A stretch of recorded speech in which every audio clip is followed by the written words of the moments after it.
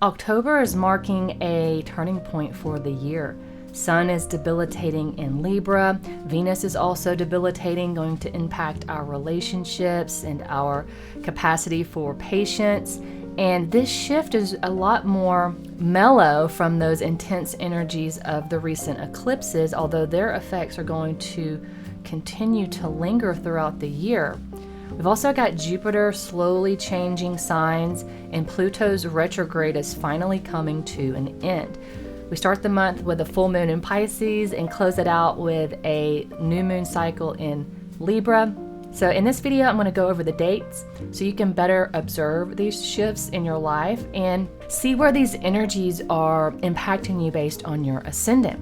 But be sure to subscribe because I'm going to break down what these major transits mean and provide deeper insights for you in more videos throughout the month.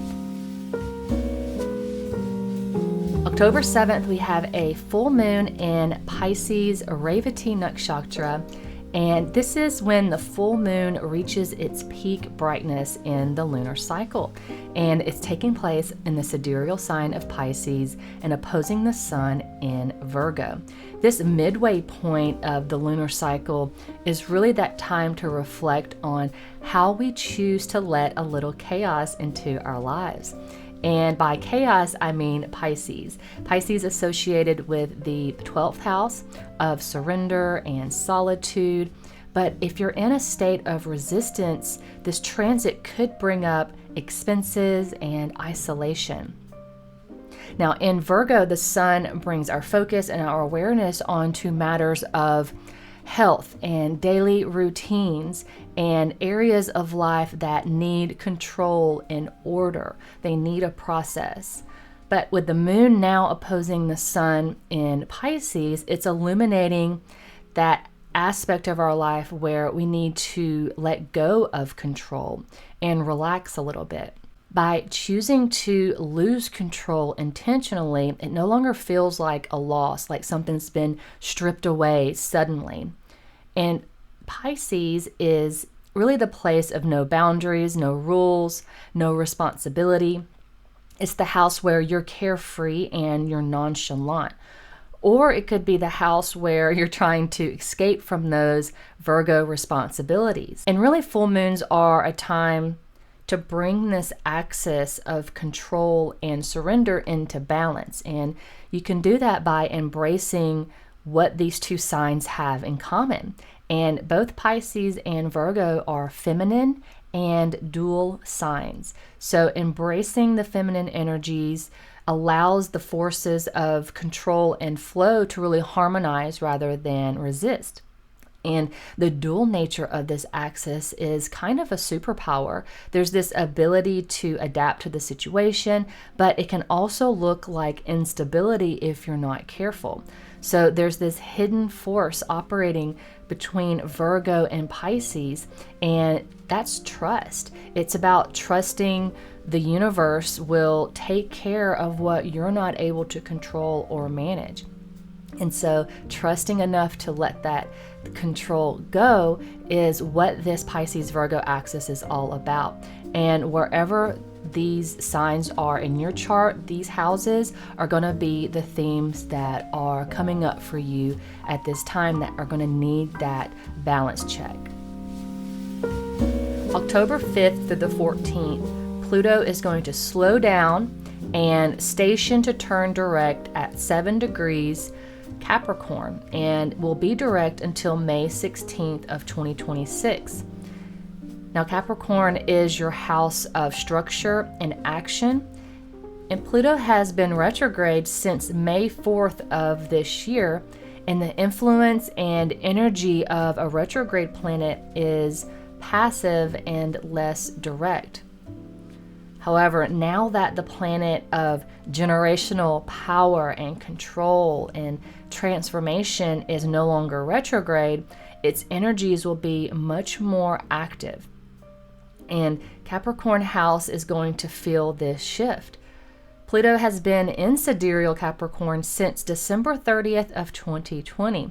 If you can remember what was taking place around that time and since then, it's been dramatically transforming systems, government, public reputations, and really people's ambitions.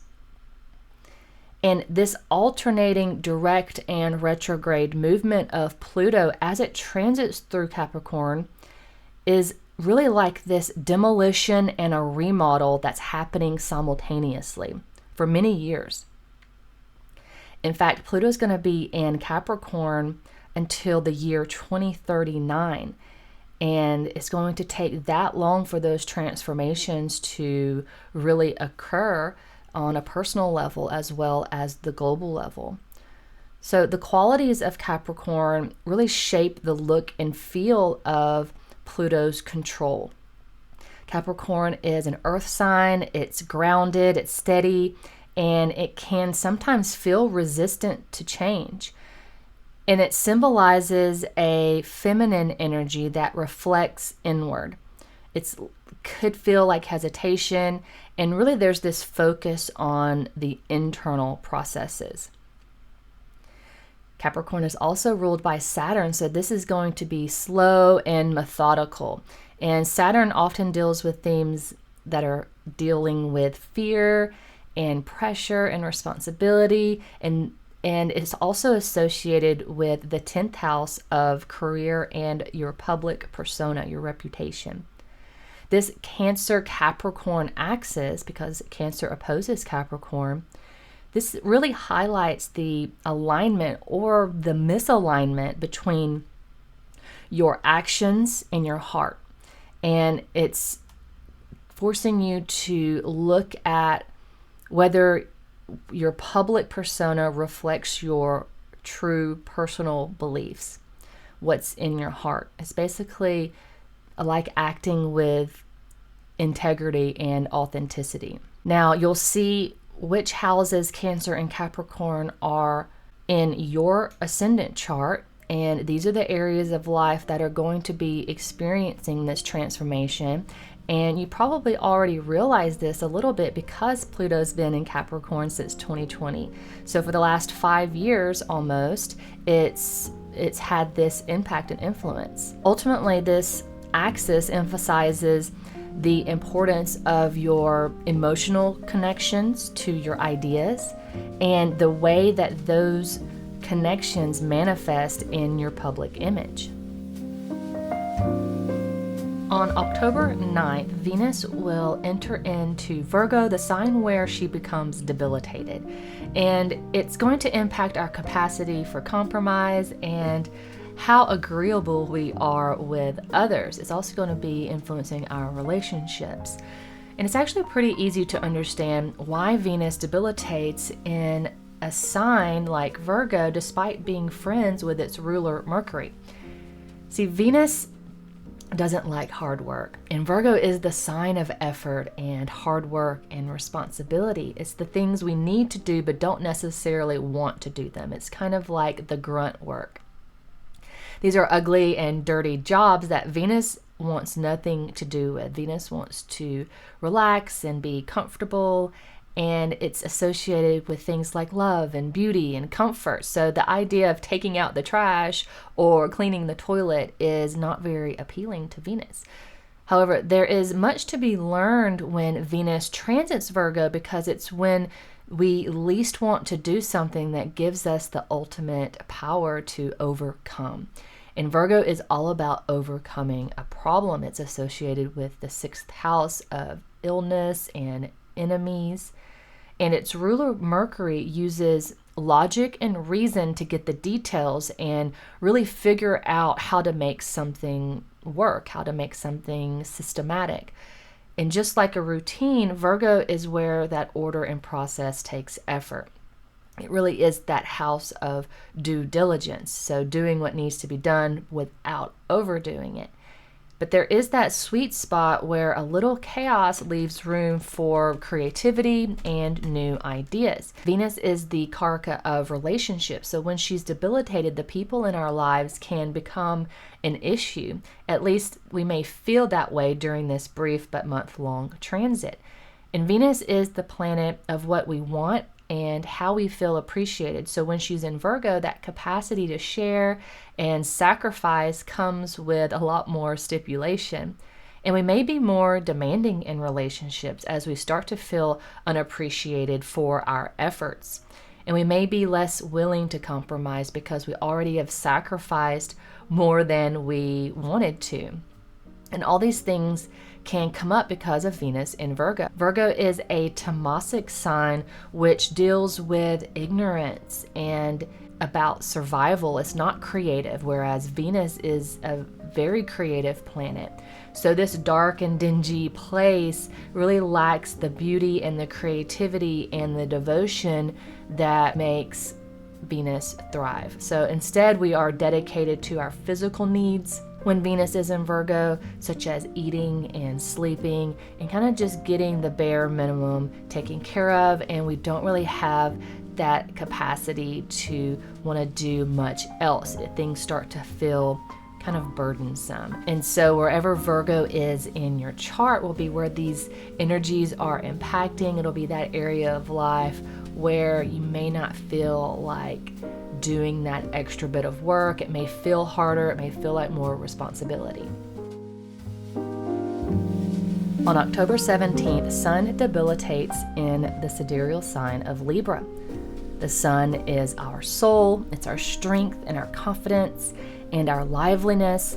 And Sun is exalted in the sign of Aries, where all of these factors really have the capacity to thrive. But when it's in Libra, where it's debilitated, our confidence becomes uncertainty. That strength can shift from the self and onto the focus of others, or worrying about what others think before you act. Libra represents that balance of compromise, of shared existence, right? It's associated with the 7th house of relationships and spouse and partners. And it really contrasts those concepts of the individuality and the self, which is seen in Aries. So when Sun is in Libra, it's in the opposite of where it feels comfortable. And if you think about it, the light of the soul can't really fully shine where there is all of this compromise needed, where there's a priority on balancing rather than those self-serving actions you would see in Aries. So the self is having to stop and pause and say, hey, this is good for me, but is it good for someone else? And so wherever Libra is in your chart and where Aries is, right? It's the Aries-Libra axis. This is that hidden layer of relationships, of self-identity, and how and what you project out in the world is reflected back at you through your relationships. On October 18th through November 11th, we have Jupiter going direct in the sidereal sign of Cancer. And Jupiter is going to be in this miracle degree and moving very slowly as it's about to turn retrograde in about 3 weeks. And as he approaches this retrograde state, he slows down to a stop, which is called stationing in astrology. And when a planet is retrograde, it only appears to be moving backwards, right? It's just that relative speed based on how close the planet is to the Earth.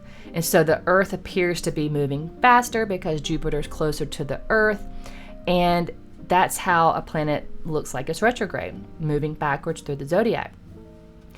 And ultimately, it's going to retrace its journey from the previous few months. It's going backwards. It's going to retrace where it just transited. And Jupiter represents our moral compass. It represents our beliefs.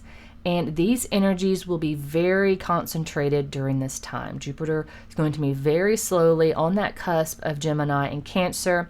And I've actually made a video about it, which I think I'm going to put right here. And this is a video where I give mini reports for each ascendant based on where Cancer and Gemini are in your chart.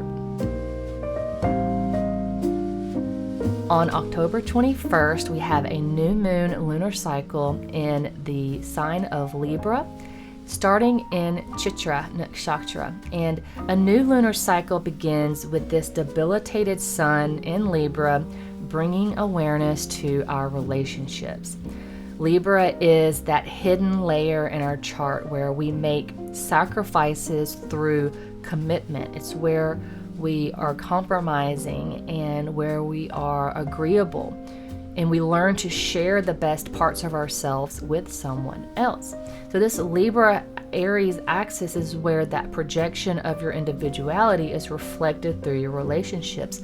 Like I said earlier, when Sun is in Libra. But now that moon is here, it's that new lunar cycle. It's more emotional. And so now we have the sun and the soul, right, in Libra, and then we have the moon and the mind coming together. And so it really brings these energies to the surface of our awareness and our consciousness. A house where Libra is in your chart shows where you are willing to make accommodations and where you are accepting of others. If you like this video, give it a thumbs up. Thank you so much for watching, and I will see you in the next video.